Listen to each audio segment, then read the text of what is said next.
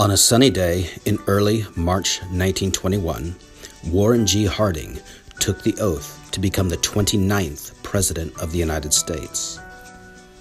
He had won a landslide election by promising, quote, a return to normalcy.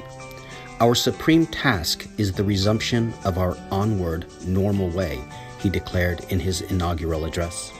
America's present need is not heroics, but healing, not nostrums, but normalcy, not revolution, but restoration. The nation, however, was still reeling from the shock of World War I.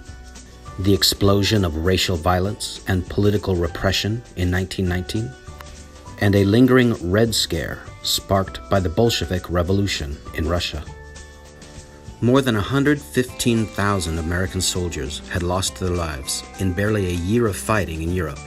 Then, between 1918 and 1920, nearly 700,000 Americans died in a flu epidemic that hit nearly 20% of the American population.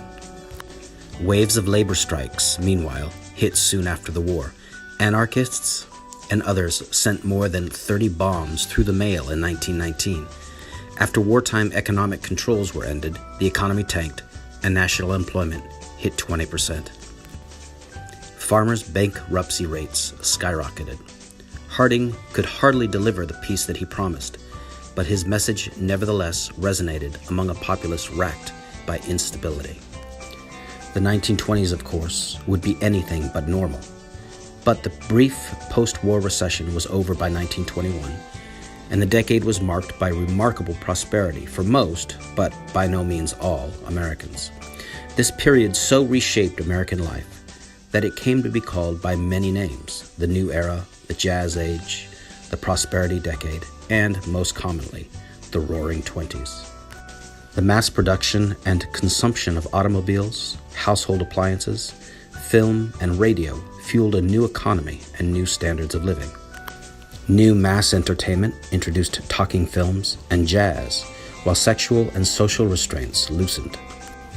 At the same time, however, many Americans turned their back on political and economic reform, denounced America's shifting demographics, stifled immigration, and revived the Ku Klux Klan with millions of new members.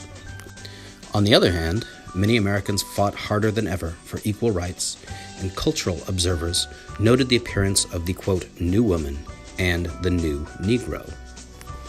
Old immigrant communities that predated new immigration quotas, meanwhile, clung to their cultures and their native faiths. The 1920s were a decade of conflict as well as prosperity, cultural tension as well as artistic achievement. They were not, however, what Harding had in mind when he promised Americans a return to normalcy in 1921.